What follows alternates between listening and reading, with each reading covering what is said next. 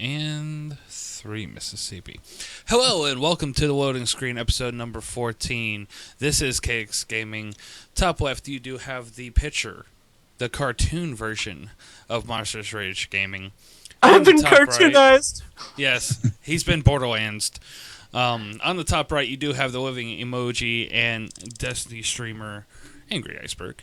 Today we're going to be covering a bevy of topics, including why Final Fantasy VII is going episodic, how Doom is going to compare to other first-person shooter titles, and the future of console gaming.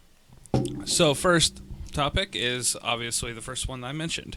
Why Final Fantasy VII is being remade into an episodic game.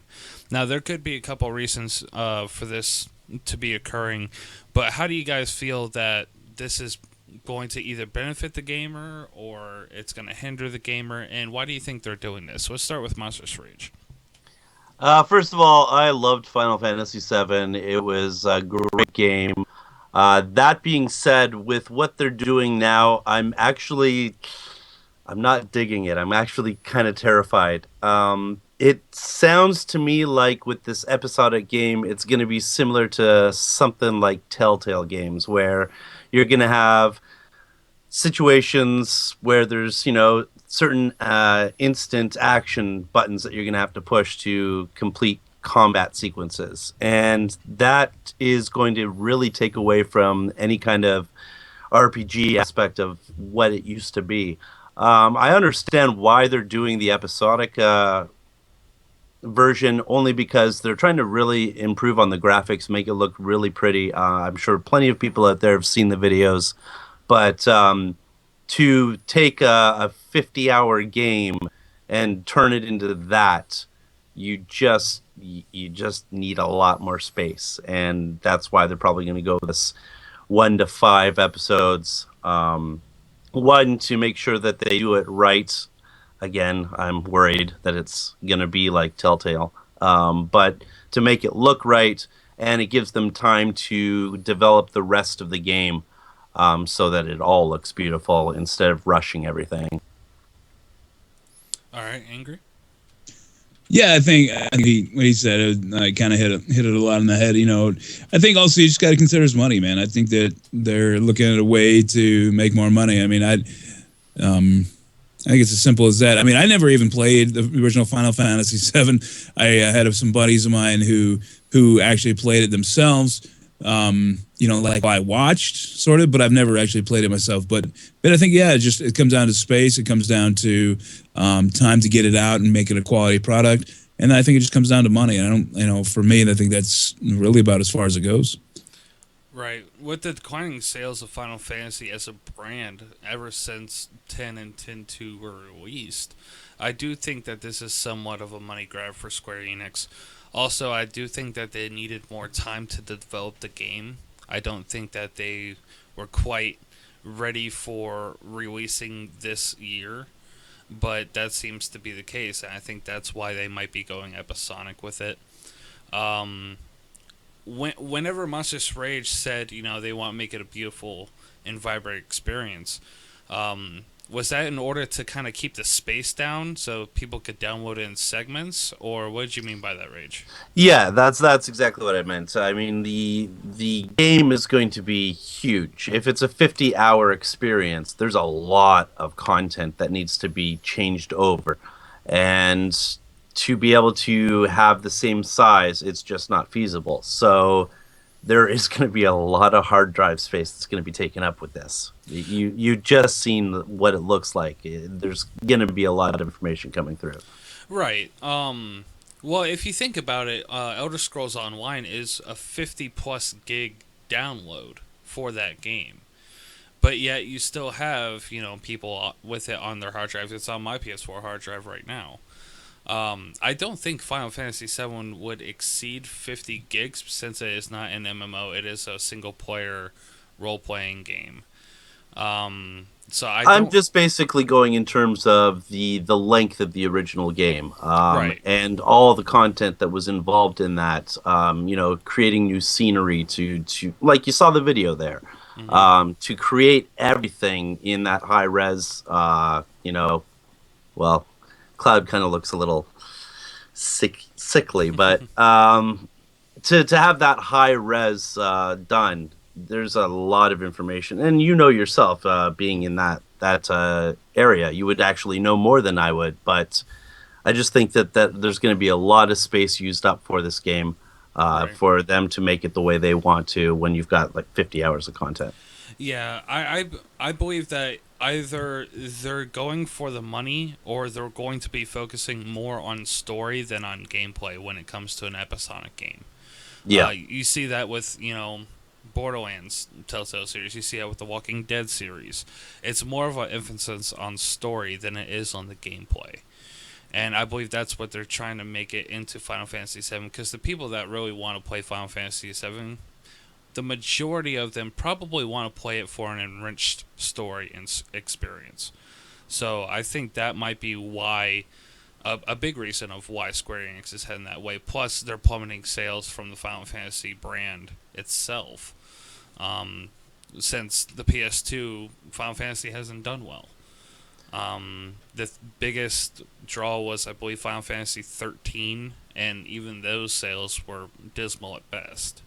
So I think they're trying to regain some of their sales and kind of revive their franchise, but in a different way. And I think that's the way that they chose.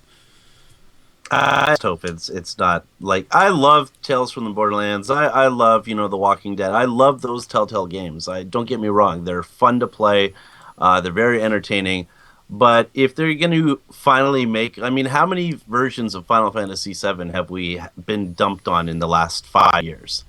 So for them to say, yes, guys, it's coming, it's coming, it's coming. We're going to make it this awesome, beautiful thing. Here's a video. This is what it's going to look like. And everybody's like all cheering. And then, 2 months later, they say, we're going to go episodic with it. What the hell? Yeah. Yeah, I feel like the gamer feels like they're being chipped because they see it as, okay, I'm going to have to pay, $20 an episode, and they're going to, branch it out over probably 5 or 6 episodes because Final Fantasy VII is that long of a game that they can do that. Yeah, easily. And you're easily making $120 from the gamer when the game itself should be a $59.99 or even a $69.99 game. I'd be perfectly fine with paying $70 for a complete Final Fantasy VII remake, RPG style, the whole 9 yards. I'd be completely fine with that. But with the Telltale version of a Final Fantasy game, I think they should have gone maybe with a Final Fantasy X Telltale version first, because you already have that remastered for the PlayStation 4 and PlayStation 3. That way they can see what the market is for the Telltale side of that, to put more emphasis on the story and see how that grosses. But they're just jumping in heels first, and they're going to see how it runs with Final Fantasy VII. It could be a huge success. It could be a major flop. But they're willing to chance that. And I'll probably buy episode 1 just to see how that is. But honestly, I don't see it really going anywhere. I don't see that many people paying $120 for all 5 or 6 episodes. I just don't see it. Our next topic is kind of a controversial one.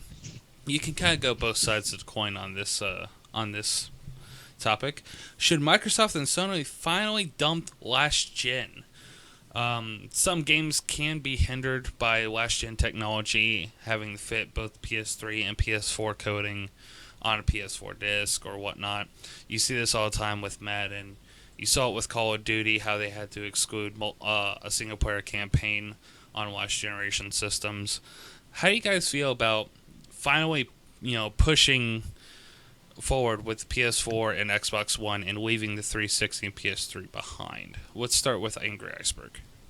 Well, I think a lot of that's just going to depend on the developers, man. Because when you look at Sony and Microsoft, they're not doing a whole lot of their own, last gen development anyway. So it really just depends on what's selling. What are people playing on, and if they're still playing on last generation, people are going to develop games for it.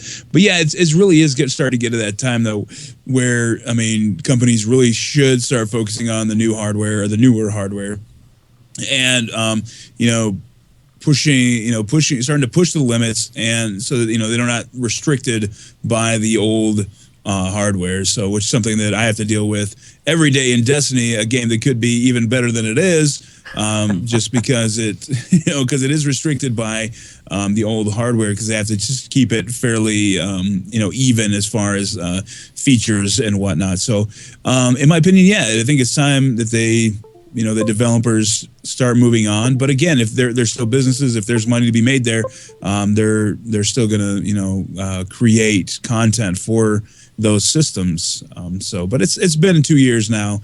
I think it is. I think it's time to move forward. How you feel, monsterousrage? Yeah, I'm the same way. I mean, the other thing to add on to that is the fact that both companies are working on backwards compatibility with their systems. So the games are still going to be there. The ones that are going to be transferred over, they'll still have network capability for quite some time. But yeah, the systems they're done. They're done, people. It's time to upgrade. It's time to join the rest of us. Game with us, people. Game with us. Xbox did the same thing. Its network went down after I think about 2 to 3 years of the 360 being out, and same with the PlayStation. So it's a cycle. We're coming to the end of the last gen cycle. It's time to do your thing, people. PC, Xbox, or PlayStation. Pick your poison, but do it. Yeah, I tend to agree with both Angry and Monsters Rage. I think it's time to go ahead and distance yourself from last gen. Now, I don't say completely cut off last generation, because there's still people that play on PS3, Xbox 360, and whatnot. So I'm not saying completely discount them and just, don't release anything for them. Just make separate titles. Destiny is very hindered by last generation. Angry Iceberg knows this better than most. How we're supposed to be getting this expansive experience and this wonderfully large, massive game, and it was hindered and still continues to be hindered by last generation, where you can only do so much rendering on a PS3 or rendering on an Xbox 360. I actually feel that the Taken King is marvelous, because you can get Taken King on last generation, and yet it still looks stunning on next gen consoles. I mean, the fight with Oryx is probably my top 5 gaming moments of the year, just because of its epic scale. But it is done in a small area. The Epic's fight and the Sisters fight is combined into one room. The raid itself is not a huge raid. It's actually done in a very small scale. But it feels grand because there's high ceilings, there's a large open area, and then it's segmented between areas. You still have to go through doors and whatnot, and it preloads the next area for you. Games that I don't feel would be hindered by last generation would be the sports games, racing games. Those games by themselves probably would not be hindered. Games like Destiny, Call of Duty, the first-person shooter genre in general will be hindered by last generation, only because you can only do so much, and they're trying to cram so much into that small space. We saw that with Call of Duty, where they crammed so much into their multiplayer. You didn't get a single-player experience with Call of Duty on Xbox 360 or PS3. Because not only that, but they had to take all the textures out of it because it looked like a box. Everything looked like boxes everywhere, stacked on top of each other. Yeah, it was Call of Duty Minecraft Edition. Let's be real. And it is time to distance, but it's not time to disconnect quite yet. I still understand, developers are like, hey, over in Europe, the PS3 is still doing very well. We're still going to create our soccer games. We're still going to create our basketball games. That's completely fine. I have no problem with the sports market going from last gen. Even the PlayStation 2 had releases for sports games going up to 2014 with FIFA Soccer and Pro Evolution Soccer. They were still making PS2 games in 2014. So I understand why they keep that old generation market, because there's some people that either can't afford it or they don't have accessibility to good internet in order to run things on a PS4 or Xbox One. So they're using the old systems and whatnot that are a little bit less internet taxing. So I understand the reasoning. I just thinking that whenever you're shipping a game, it should be for PS4 and Xbox One at this point, unless it's a sports market or another non-taxing game, maybe an indie title. That's completely fine as well. You know, you have Shovel Knight, you have Minecraft, that's fine. But games that are going to use a whole lot of processing power and a whole lot of internet connection should be made for current consoles, and I don't think that it should be released on prior consoles anymore. Yeah, they shouldn't be wasting programmers' times with last gen stuff anymore. Right, but like we said, like someone said in chat here, it all comes down to the dollar. If they're gonna sell it on 360 and PS3, they're gonna make it for it. And if they think that they can make that money back, then they're going to do it. The next topic we have tonight is how Doom, the game Doom, will compete with other first-person shooter titles or stand on its own. Now, Doom has been widely regarded as the creator of first-person shooter. It wasn't the very first-person shooter, but it brought it to the masses. And I was wondering if you guys feel that this game is going to stand on its own, maybe in that Doom, Quake, Unreal tournament kind of a vibe, or are people going to be comparing this to more of a Call of Duty? I know Destiny's not really going to be a comparison because they are two vastly separate games. But with other first-person shooters, maybe even Medal of Honor, do you think that comparison lies there, or do you think this is going to stand on its own legs? Let's start with Iceberg. I think it'll stand on its own legs. The thing is, I think it's going to be more in the line of what Wolfenstein has been over recent years. It's going to be its own experience. I mean, I don't know how involved the multiplayer is going to be right now, but I think it'll be its own experience, and it really depends on how they approach it. Obviously, recent attempts at Doom haven't gone super great. I mean, Doom 3 back when it was released, I remember getting a leaked alpha, like an leaked like level of that, and just being amazed by that game. But again, the gaming has come quite a long ways since then. And we're a lot harder to impress these days. So, it's going to be, it'll stand on its own, but I don't think it's going to be quite the blockbuster title that it once was. So, that's kind of where I'm at.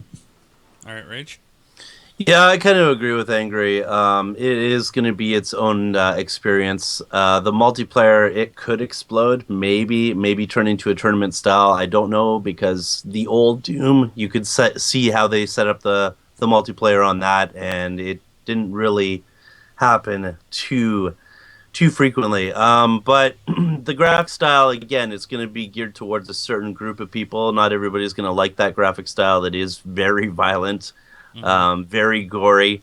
So they are committed to a certain niche, but I don't think it's going to be this blockbuster game that everybody's going to want to get their hands on. I think it's going to be either very hit or very miss. Like you said, the older Doom titles, I mean, even the Doom movie with The Rock, absolutely horrible movie. Let's all be honest on that right now. But him turning into a monster, that was fantastic. Yeah, that was the best part of the movie. But with their new multiplayer elements, the way you're able to customize multiplayer maps, since we don't have an Unreal Tournament or a Quake on a console in this new generation, that might get that niche audience that misses, Unreal Tournament 2001, that misses Quake and Quake 2, that wants to have that close quarters first-person shooter deathmatch. That you don't have that right now. So you do kind of bring that market back that really wants to see that. As far as Doom being a streamed competitive multiplayer game, I think that it will be a small dedicated group. I don't think it's going to blow up. I don't think it's going into esports. I just don't think it has that kind of backing, because the players that used to play the Doom games and the Unreal Tournament games, they've kind of evolved out of that, tiny enclosed deathmatch arena and into something like Destiny and into something like Call of Duty, where it's more open area. You have a vertical base where you can go up and down instead of just through corridors.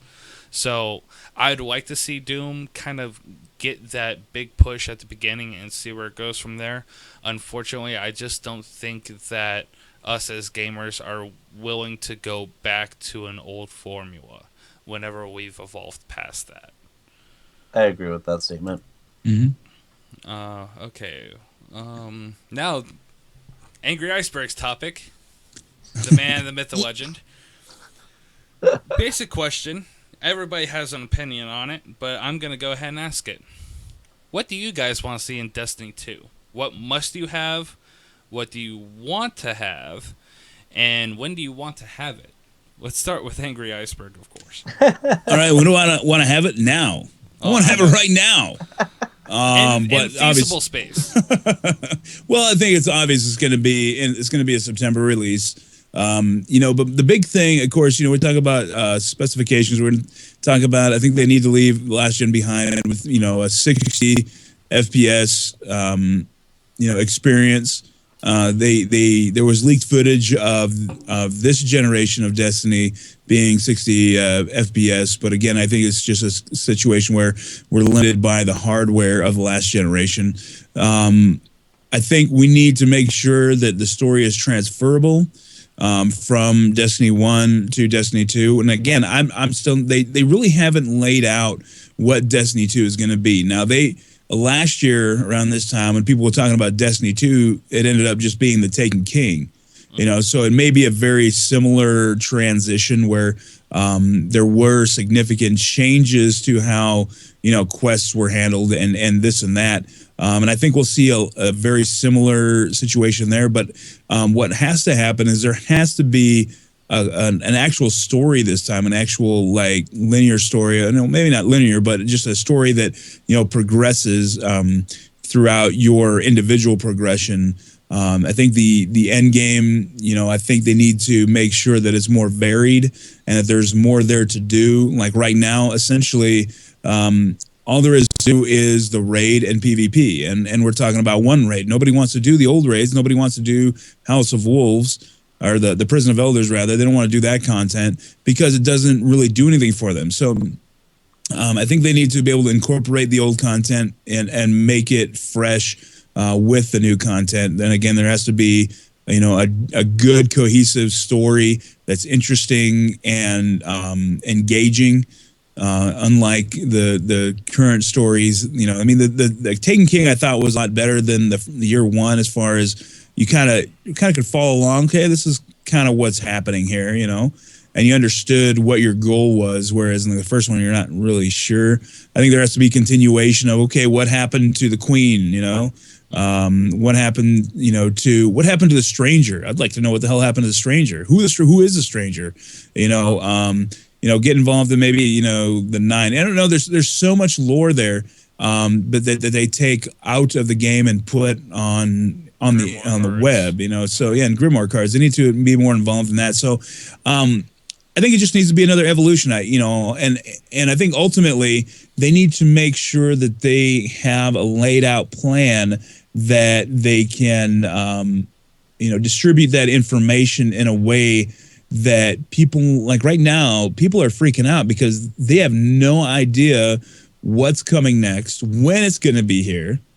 And so it's very important that they're able to communicate their plan a little bit better to reassure, their community. Because right now we got the Division that's going to be coming out. They got a beta coming up here next week. There's a lot of different games that are really going to challenge, Destiny and the Destiny fan base, and seeing how long it's going to really stick around. I mean, I have to trust that Bungie does have a plan, and maybe this week we'll start to get a little bit of a hint of that plan because they're finally going to be coming out of media silence this week. So, but yeah, I mean, the big thing, as far as it just has to be, just leave Last Generation behind and use the, like we were talking about earlier, just use the hardware up to its fullest, and that's kind of where they have to start. Right. Anything to add, Rage? I guess as a casual gamer, on the flip side of that, I mean, Angry, you are dedicated to Destiny and you can't wait to get your teeth sinking into it. I like Destiny. I've got nothing wrong with it. Don't look at me as a person that's like, oh, Destiny. I'm not that way at all. I actually play it, and it is a lot of fun to play. I just want more classes. That's what I'd like in the new game. Maybe more worlds to explore other than just a set base. Yeah. More vehicles would be nice. Maybe a way to have 6 people in on a strike instead of making it a mandatory 3. Um, Maybe more factions. Maybe more factions would be a bonus on that. But have it Destiny, like Angry said, have the story continue and make sense. But I haven't got really much more to add to that. He's pretty much covered it because he is a Destiny god. Yeah, like minor deity. Well, with Destiny 2, there's actually many things that I'd actually like to see. You actually hit the nail on the head somewhat, Monsters Rage, when you said more vehicles. Now, I'd actually like to see vehicles play a bigger part in PvP. Have a massive scale where you can have vehicles that either have weapons on some maps or some PvP game modes, and some that don't, where you can use it just to transfer from one area to another. Expand. Well, let me just kind of stop you there. They do kind of have that, and those modes prove to be fairly unpopular. Now, if they were turning into Battlefield, and that's a different story. But they do have large maps that have vehicular combat to an extent, and again, that large style of gameplay isn't what really attracts most Destiny players. Now, I mean, they could pull it off. Certainly, they could change things up and make it more of an actual vehicle combat type game mode. But most people that play PvP in Destiny are more for it, or more into it for the Call of Duty style Twitch gameplay, and there's really not a whole lot of strategy to it. I mean, Trials of Osiris has some strategy to it, but ultimately, even in that game mode, it's more about Twitch and like fast Twitch and just rushing. Most of the time, your top players are ones that are going to be pushing and forcing close up quick engagements where people have to use their thumb skills. But yeah, I mean, it's possible that they could do something like that. You never know. I mean, like I said, there might be a place for that, but like right now, it's not real popular. They took a lot of those maps in year one. They took those maps kind of out of the rotation for the most part, with the exception of what they called. Of course, I'm going to blank on it right now. Multi-arm. Anyway, combined arms. There we go. Combined arms. Yeah. Where they had the the vehicles and stuff in there, and I tell you what, they kind of included it back in the classic 6v6 game mode or playlist. And anytime those maps come up, everybody's like, "Oh God, this map again!" It's like, why do we have to play? A lot of people just leave. So, and then they got to include, one other thing for multiplayer. I could have probably had there is, they need custom matches. Number one, that has to happen. If they don't do that, they're going to upset a fairly significant portion of their fan base. But also map voting, kind of like Call of Duty has had for a number of years. Right. Yeah, that would be great. I'd also like to see, as far as a PvP side, I'd also like to see a PvP game mode where your guns and your armor do not matter. Where you select, Call of Duty style, you select a loadout from the very beginning. You can change your loadout, during a respawn cycle or whatnot. And it's pure PvP skill instead of, hey, this shotgun is OP and, only 10% of the community that plays PvP has it. So that 10% is going to have an advantage over the other 90. Where you have a base level, maybe even like a manufacturer week where it's all Suros weapons. And you use those weapons in PvP to gain Suros reputation. And at the end of that week, how much Suros reputation you get depends on what weapon you get at the end of the week as your reward for that PvP. That'd make it a little bit easier to kind of go between Future War Cult, Dead Orbit, and all these factions. You could kind of rotate them in and out. That way, every week there's something new to strive for in PvP, and you kind of get a nice variety of guns. So when, that Future War Cult week comes up, you've already got that gun. You do have an advantage over other people, but you've also played the PvP side in order to earn it. You do have that with Trials of Osiris right now, And you can keep Trials of Osiris, but it's just maybe another way for casual people to go in there, throw their hat in the ring, and see how they do. Yeah, I Um, would like that, but I think that would be a catch-22 situation. They would draw in people like us, but would they cause the core people, the people that love Destiny, to walk away from it because they're saying, "Oh, they're dumbing it down"? well, it would be one game mode, so the hardcore players of Destiny PvP, they don't have to play that. They can True go enough. back to playing Trials of Osiris and Iron Banner. I'm just adding this as an alternative because the casual player is having a hard time in PvP trying to kind of get into that crowd. And I think this would be kind of an entry level way of getting into the PvP side of Destiny. Another one would be to go off of Angry Iceberg's point, what's coming in year 2? Now, I actually think that Eris Morn will kind of turn on everybody, turn on Speaker, turn on the Guardians and whatnot, whenever she picks up the sword shard and says, "I will not fail." That kind of raises a red flag in my head. I actually think that she's going to be going inside the Traveler to destroy the Traveler and take away all our light, and that sets up Destiny 2, where we're trying to regain our light since the Traveler's been destroyed. I know it's a basic streamlined plot. I'm not sure if it'll pan out, but that's a theory of mine. Put the tinfoil hat on. Also, raid boards. Raid boards need to be a thing. Now, I know matchmaking is a huge issue in Destiny. I don't want to go into the finer details of LFG because having third-party websites to run your matchmaking is completely absurd, in my opinion. So having a raid board where you can have a select number of filters, has mic, does not have mic, 280 light, 290 light, 300 light, and whatnot. Raid boards kind of need to be a thing where you could post your Guardian up there, be like, okay, I'm ready for a raid. You can go do strikes, you can go do PvP. And then that notification pops up. Guess what? You're ready to go into a raid. And boom, you're there. It's not that difficult to do. You can have people say, okay, I want this person, this person, this person, these 3 people. Let's go raid. And that would be simple enough for Bungie to do. I don't understand why they haven't done something similar to that. That doesn't make sense to me. But I'd like to see that in Destiny 2. And I think we'll see something along those lines. At least better matchmaking. What do you think about that, Iceberg? I think something in that vicinity would be good. I mean, it might be a simple thing is that they're limited by last generation again.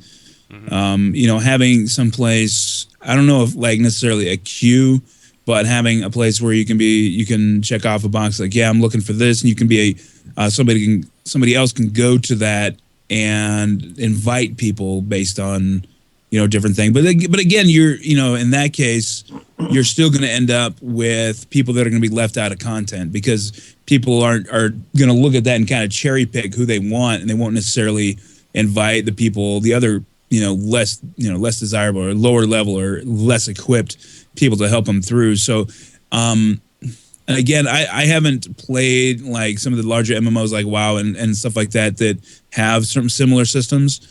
So I can't really speak to that. But I mean, looking at how Destiny's set up and how the community has formed around this sort of issue, it would be pretty difficult to make something, a system that works as intended. I mean, not to say they couldn't, but it'd be, I mean, basically we have that with LFG essentially. With Destiny LFG, and so like incorporating that into the game itself, I mean, it might work, but I don't know if it's going to solve any of the inherent problems with it, though.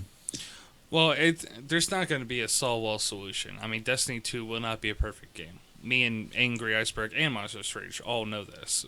There's going to be flaws with Destiny 2. We see this, but with Destiny 2, I want to see improvements, especially on matchmaking side. Now, granted, you can't have automatic matchmaking for a raid because you need people with microphones. Some people in automatic will not have microphones in order to raid.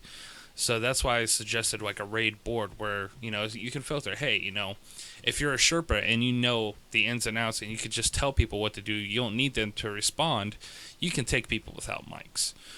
You can take people of lower light level through there. say if you have 4 people in there and you really need somebody with a black spindle, you can cherry pick that one person that has that black spindle for you. Or if you don't need, any particular gear, you just need an extra body, you can pick somebody up real quick and snatch them into the raid. With LFG, it's kind of more segmented. I don't like how the fact that you have to go to LFG, DestinyLFG.net or .com in order to find people to raid with. Usually it's people that's asking ridiculous things. I know day one of hard mode, people were asking for 320 light. That's impossible. There's people that have run the raid over 100 times that don't have 320 light. So I don't know where that came from, but I see all the benefits with internal matchmaking. But if they don't drop last gen, I'm going to see a whole lot of headaches with internal matchmaking. I think that's why it's not in right now. With the PS3 and Xbox 360, they didn't want to dedicate that server space to matchmaking. I understand that, but with Destiny 2, we're gonna have the ability to matchmake. I'm just hoping that they do it in a correct fashion and not leaving it segmented like it is right now. Mark my words, guys. We are going to see last gen dropped by the holiday season, and Nintendo Next is going to be coming out in November. Those are my 2 predictions. Yeah, I think we're seeing the slow but steady demise of PS3 and Xbox 360, especially with titles like Destiny. It's just a matter of time. I think that time is approaching. Whether it's holiday season this year or next summer before E3, I'm not quite sure which. You might have one more holiday season burst open with PS3 and Xbox 360 crossover titles. Other than that, I don't see any more longevity for the PS3 and Xbox 360. They're done. Okay, our next topic is the issues with Steam and what needs to be done to fix them. Now, everybody knows the Steam snafu that happened over Christmas, where Steam's cache released wrong information or wrong account information to everybody. Say, if Angry had a Steam account and I tried to log in, I could get his account information. It did include the last 4 of the card number, his name, date of birth, and phone number. It did not include an address, thank God. And it was a real security breach. Now, what does Steam need to do in order to kind of gain more oversight over their product and their brand and be able to kind of manage this so where it doesn't happen again? Let's start with Rage. Well, first of all, they need to have a lockdown on security for all of their private information that's being sent to them. That can't happen ever. All you need is 200 people to get wrong accounts and charge up the yin-yang for games. Now, keep in mind, the games are going to be associated with that account, but they don't care. They've just logged into your account, changed your password, now they've got your account.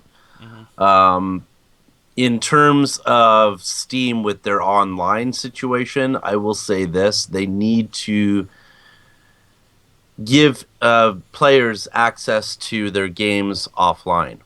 A lot of games that are on Steam, almost all of them, actually all of them, you have to be signed in to be able to play them. And if you're paying your real money for these games, I understand you're buying digital content. I understand the licensing that goes along with that. But it is content that is on your system, and you should be able to access that whether you're live or not. And they don't have that access right now. So that's another thing that needs to be addressed. But yeah, them going offline, it happens to all companies. It happens to every company out there, and that's an internet server issue more so than it is an issue on their end. Yeah. Iceberg?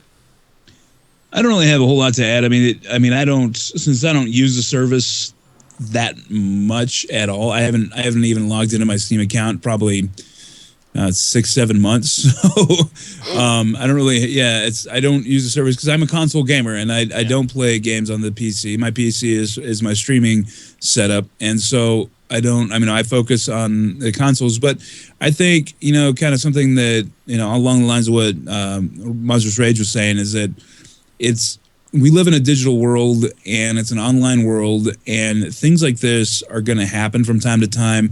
The best you can hope is that the company that you're trusting your information with does the utmost diligence in preventing these things from happening in the future.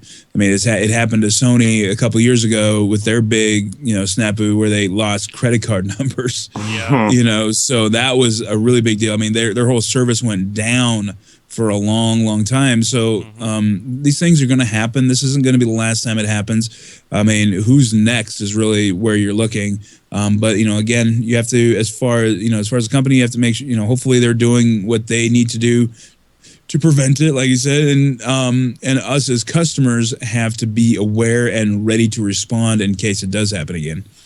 Right. I agree with both of you. I think that they probably cinched their belt when it came to online security. They probably reviewed all of their security protocols and whatnot. Should it have happened? No. They did report that nobody's full credit card information was leaked. No unwarranted purchases were made, thank goodness. But you can't have these snafus, especially with a company that strives for being that top dog for digital PC content, and that's coming into the marketplace. With Steam, the Steam Play hardware. I believe Oculus Rift is Steam now. Oculus is Microsoft now. No, it's HTC. HTC. They're coming out with all these hardware peripherals, and yet their digital software is kind of getting monkeyed around with. Like Iceberg said, the PlayStation Network was down for, I believe it was 3 months, where nothing was happening on PlayStation Network. And full credit card numbers were being, lost and leaked and given to wrong people. So we've seen this before. I think people are out there kind of monkeying around with these systems. Of course, it's probably hacker groups and whatnot. For sure. Unfortunately, that's the reality that we are. We are on the internet. There's a good side of the internet, which is a white hat, and there's the bad side, which is black hat. And there's people in the middle that are gray, but honestly, I don't see a big problem of it. I don't use Steam very much. I have a total of 1 game on there right now. And that's CSGO, only because my stream demanded that I play it, and I don't like it really. Overwatch, I'm playing that on PC when it comes out. There you go. Yeah, I'm playing Paragon and whatnot on PC, but I don't use the servers very often, so I don't see a major problem. They just need to censor belt when it comes to security. Make sure it doesn't happen again. It would have been nice to have gotten an apology. Steam did not even release an apology. They released official notices like, "Hey, nobody got their cards charged. Oh, everything's fixed now." But that's all about lawyers, though. That's them not pleading that they screwed up, so nobody can go after them for that. If they admit guilt, then people can come after them.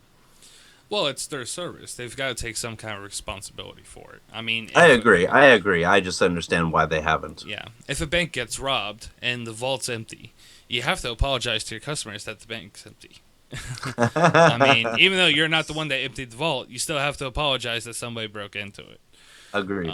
So I feel like, they could have handled it a bit better, but I'm glad that nobody, lost money, got charged irregular, games and whatnot. Monsters Rage didn't get his Goat Simulator, dang it. And we could all kind of move on from it, and hopefully it just doesn't happen again. The next topic is one that is kind of tinfoil hat-ish, so I don't know how the specifics are going to be on this. But the future of console gaming. And what I mean is consoles are becoming more like PCs. PCs are becoming a little bit more like consoles. It's starting to merge into one sentient being like the Borg. And I'm wondering, is it going to be that one system where instead of having an Xbox One or having a PS4, are we just going to have, hey, that's my gaming console? hey, that's my PC console where I do all my computing, all my gaming, all my entertainment comes through one single box. We'll start with Iceberg. No, I don't think that there's ever going to be. Well, no, I don't. I don't think there really is. I mean, I think when you're talking about competition, there's always going to be. There's always going to be competition. There's always going to be. It may not always be Sony. It may not always be Microsoft or Nintendo, but there's always going to be competition. There's no. I don't think there's ever going to be just one box. Because it just.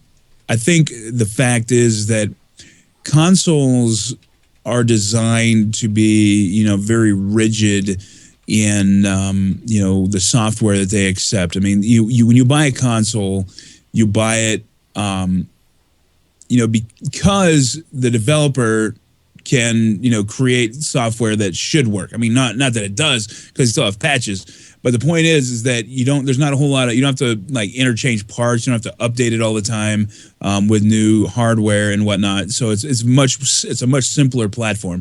Whereas a PC, most PC gamers, they like it because they can continually upgrade, their hardware, but at still a significant cost. And it's, but you're also getting, I don't want to say a better experience, but the quality of the visuals generally will be better. So now, while it could happen where you could actually do. I mean, you can kind of do that now, where you can do your internet browsing, and some of these other functions on your console. So I mean, that's already kind of here. But I don't think there's ever going to be a time where you just have one platform for gaming. Right, Rage? Yeah, I think in the future there's going to be one console and it's going to have a life of its own and it's going to play us. We're not going to play it. It's just going to attach to our body. It's and the then Matrix. You just described the Matrix. That's right. That's right. No, I agree with Angry. The competition is too severe in our world. Our world is based on greed, and with greed comes multiple consoles. That will never change until we change. So it's going to be the same thing over and over again. Different companies, but there's always going to be competition. I wish it wasn't. It sucks for the consumer that we have to buy certain consoles to play certain games, but that's just the way it is. That's the way it is. Now, we're actually starting to see consoles being a little bit more like PCs. I referenced a prior loading screen podcast where we discussed the Nintendo NX and how the controllers and multiple consoles can add to the processing power of your Nintendo NX, and how cloud-based processing can actually help with rendering of graphics, with rendering of sound and environments. And that's actually moving kind of towards, that PC side. We're going to see with Crackdown 3 on the Xbox how cloud-based processing is going to work for the Xbox. I think that's a move where companies are starting to go towards, and that's a lot like PC. Because, you have your multiple processors in your computer. You have, internet with cloud storage and cloud processing on PC already, with MMOs and whatnot, where most of the data is stored on a server instead of stored on your box. We're already used to that, and we're starting to see consoles kind of lean in that direction, which I'm liking to see, because that's going to put less burden on the consoles, means better performance for games. Yep. I don't think we're going to have that one solo, Apple box or, Mac box or PC box, and it's just going to run everything. There's too many companies, like you guys said, that have too many exclusive, Microsoft's got Halo, PlayStation's got God of War, Nintendo's got Mario in 50 different flavors. And then you have Mac that has, let's not talk about the Mac, it has nothing. When it comes to gaming. But you're right, there is too much competition, and I feel like we're always going to have those tribalistic tendencies, even though Master Race is pretty much dead. It's a gamer Master Race now, but we're still going to have preferences, and those preferences can't be ignored, because I could love to play Halo, but Angry Iceberg could play God of War 3. Monsters Rage could play Nintendo all day long, and that's your preference. I think those preferences are going to drive innovation, but keep everything separate. Yep, agreed. Agreed 100%, but I still like my Nintendo. Yeah. Your Nintendo's dated when it came out. Hey, it's fun. I love it. And we do have one final topic for this evening. And this is one that kind of hits home with me. I wanted to add this in last week, but I kind of cut it for obvious reasons. Gaming therapy for children and adults. Now, we do see with the Extra Life charity event how gaming can help children, if they're going through cancer, if they're going through terminal illnesses, kind of lift their spirits and kind of get them engaged in a social format. But it also does help with adults. I'm a personal story of this. I have PTSD. I've had it for 4 years. If you don't know what PTSD is, post-traumatic stress disorder, I got overseas. And gaming kind of helps me focus, helps with my hand-eye coordination since I am blind in one eye. And it does kind of help me feel like I'm normal, even though I do have some disability to me. And I wanted to kind of just share, maybe some experience that you've had, or maybe something you've seen online where gaming has actually helped in a therapeutic fashion. Let's start with Rage. Oh, this seems like a thing that we should start with Angry, because I don't want Angry to like follow what I'm about to say. No. So, You go right ahead. all right, guys. My personal story. I've had cancer. I've had cancer 3 times. I am a survivor, and I will never die. But for me, gaming has always been a thing in my life. It has always kept me in a place where I can be focused. There's a lot that goes through your head when you're dealing with something that can kill you. And to have that release, to have that section of your life that just is constant, just is normal, is something that is definitely beneficial. For me personally, I know there's a lot of other cancer patients that game just to get the crap out of their head.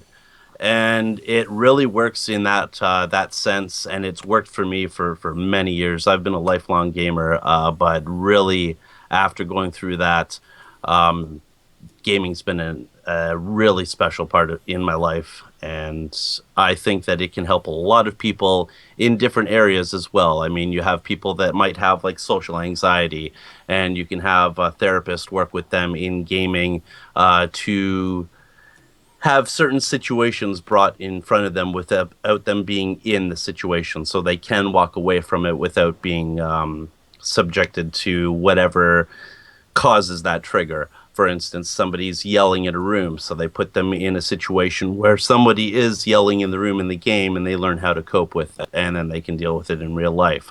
So there's plenty out there that is working well for gaming, and I think the industry, the health industry, is taking a big chunk out of that, working with the game industry in terms of helping a lot of different people with a lot of different situations. Yeah. Angry? Yeah, and I think he's right. The medical industry, it definitely. I think that there are a lot of mental health benefits. From what I've seen, mental health benefits. I worked with an individual that was severely autistic, and one of the few things that really calmed him down and centered him was playing Super Mario Brothers, like the original on the Nintendo Entertainment System. And this kid could play Super Mario Brothers like you couldn't believe. But most of the rest of the time, he was very lost and very distant. But when he played Super Mario Brothers, he was a completely different person. So, I haven't had, other than that, really a whole lot of experience as far as how the gaming industry has kind of, worked at that level.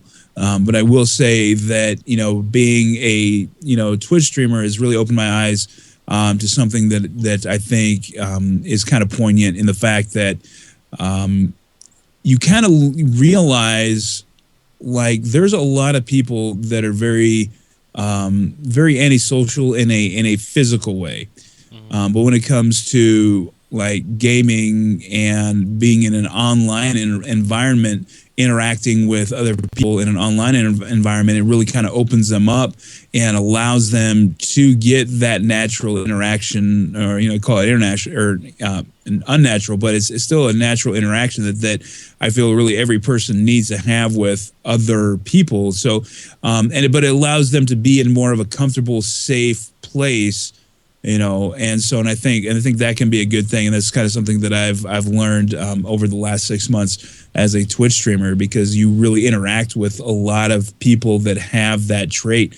And from what I've learned, there's also a lot, Twitch streamers that have that trait. I somewhat have that trait. I'd rather interact with people, online, through Twitch than I would, going out to the bar. I just, it's just my personal preference, but I'm still getting that interaction, and that's what I love about Twitch. So, for me, that's kind of what, gaming, really has benefited me. And I think a lot of people that we as, Twitch streamers interact with every day. Yeah. I'm a bit of a social recluse. I'm a hermit, same as monsterousrage. We're both pretty much hermits. Yes. We stay in the Hermit house. life. And it does. I'm gonna call it artificial interaction, but in a good way. It allows us to expose ourselves to the world. Show the world who we are, but still stay in our own space. Which is vital for people that do have social anxiety. I do, because I can't go shopping at a Walmart unless it's 2 or 3 o'clock in the morning when nobody's shopping. Because I can't be around large crowds, I start to get anxiety attacks and whatnot. I've seen too many bombs blow up for me to do that again.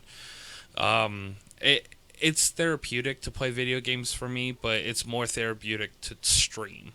And the reason, because it helps me focus more. Now, when I'm playing a video game, I could be distracted by, somebody having a conversation with me, in the room, or somebody, or the noises outside, a barking dog, for instance.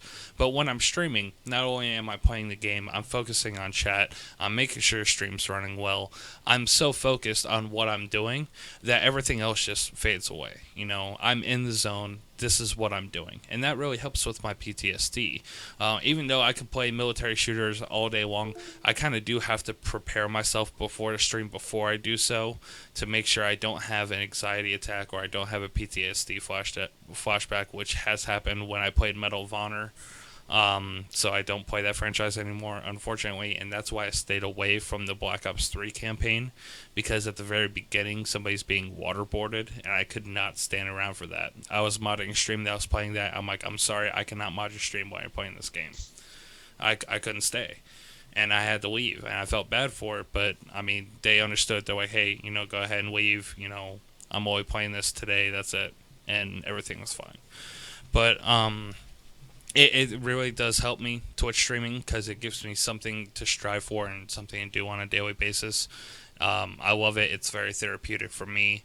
I know a few other veterans that stream as well. It's very therapeutic for them as well, because it helps them gain focus and perspective on current events and how to be more social, but still be by yourself at the same time and have that buffer zone, which is desperately needed for somebody like me.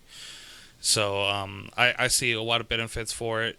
I love the fact that, Twitch bands together a lot of the time for charity streams. I'm a big proponent of charity streaming. I love doing it. I love the Extra Life community. I love Games Done Quick, where they raise money for charity as well. I love the One Life Challenge, which I'm participating in now, where we've raised over $3,000 for charity. And I love every second of it. I wouldn't change it for a world, because I know there's people in less fortunate situations that, we could donate to these charities, make their lives a little bit better through video games, which I thought would never happen. But we're at a point in society now where that's not only accepted, but it's, relished and revered, which I feel is completely amazing. Yep, I agree. Even with me doing my streaming, I've met quite a few interesting people all across the world, and that would not have happened without me going live. So that, again, is helping with my social anxiety issues as well. When you see me live, and I think Kadex and Angry can attest to this as well, You don't see social anxiety in Monstrous Rage. I'm just a regular guy and doing my thing. Outside of the stream world, I'm a completely different person in a social aspect. I'm that typical hermit. I will go out maybe twice a month at the most to restock, and that's it. So for my social aspect, and this is going along with what Angry was saying, there is a lot of social interactiveness online, and it's a good way to keep a person like myself connected. Yep, I agree with that. Anything else, Iceberg? No, no, yeah, no. I mean, The I really don't. I feels. mean, I don't. Yeah, I mean, that's the thing. Like, as a Twitch streamer, if as you interact, and I've definitely had the experience to interact with a very large number of individuals through streaming, whether they be other streamers or people just coming to look for an escape. And like I said, man, it's my form of social interaction. I don't have significant or any really social anxiety as far as going out in the public. Fortunately for me, but I do. I just prefer not to. I've always been very much somebody to do kind of his own thing anyway, and so like going out to like a concert. I love music, but I hate going to large concerts because I don't like being crowded. I don't like going to movie theaters where there's a bunch of people in it. So, I'd rather go to a movie after it's been out for a while so the theater is less crowded. But I still like going to the theater, So, but, and then the bar, like I guess maybe I'm getting to the point in my life where that holds no social significance for myself. So, that's just basically everything that I had before streaming has been replaced by streaming. And you still get, like I said, you still get to you see your friends every day. You get to talk to them, see how their day went. You get to interact with them, even if it is on a virtual level. But they are true, interactions there, and there are true emotions shared. Friendships. And friendships, exactly.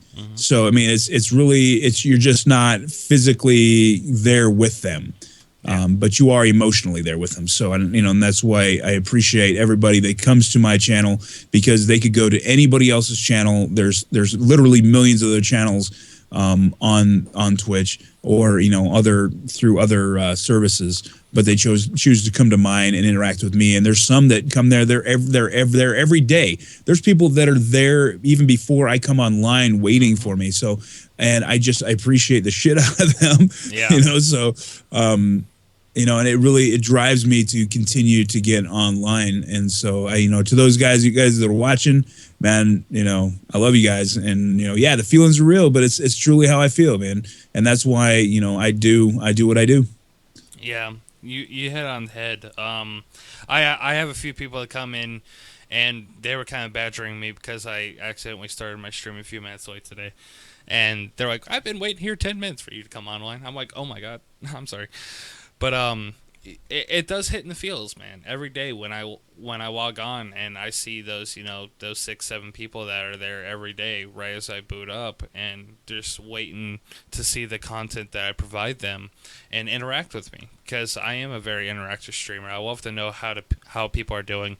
In fact, somebody in my chat, Draylove, just yesterday announced that she was pregnant, and everybody celebrated in the chat and whatnot. It was a beautiful moment, and I love doing that. I love making sure everybody's having a good day. When somebody smashes that follow button, I'm like, hey, how are you doing today?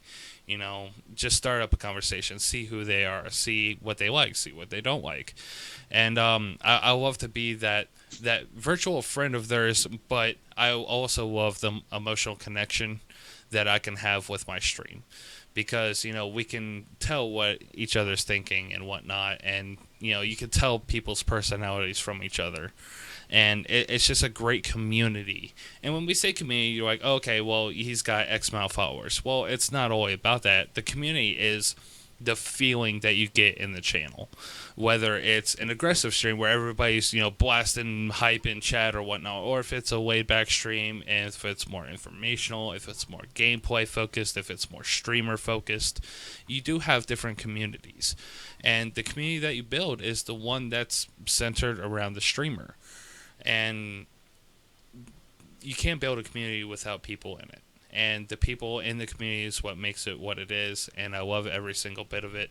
I know it's hitting me in the feels. I know I'm ranting and raving and whatnot, but this is a personal thing for me. This is a perfect way to sum it up. I say this all the time on my channel, and it's true 100%.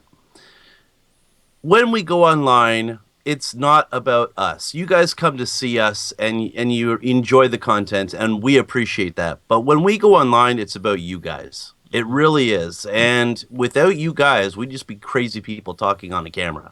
Yeah. Well, one of us is just a crazy person talking on camera. I am right now.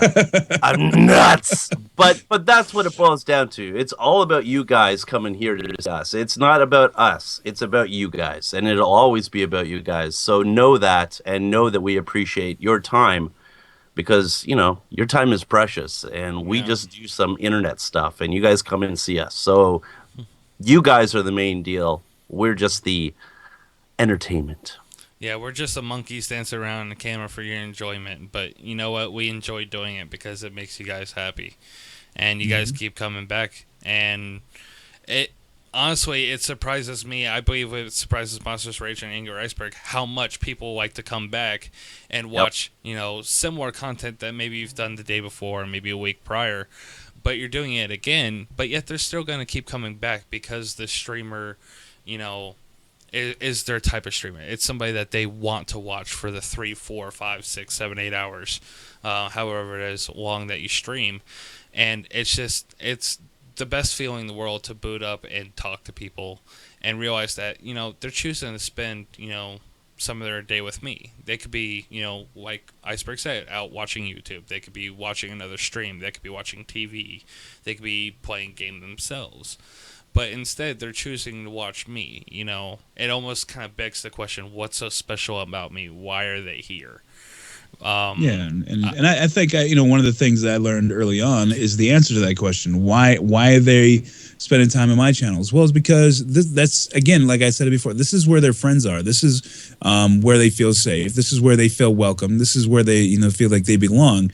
And so that's the kind of, and that's one of the things that I play video games and I talk to people, but really what I'm doing is I'm creating that community, creating that safe place, or that, the place where people feel comfortable and enjoy, interacting with each other, and getting to know each other. And I think that's really what attracts a lot of people to Twitch. Sure, they get to play video games, they're interested in that, but for a lot of the time, like, there's certain streamers that I go watch, I don't even watch them play video games. I'm just sitting there, in chat talking to, the people that I know in chat, and so I think that's what they get. They get that interpersonal relationship with somebody, sometimes it's a person on the screen, but it's also very often just other people in the chat. So, right.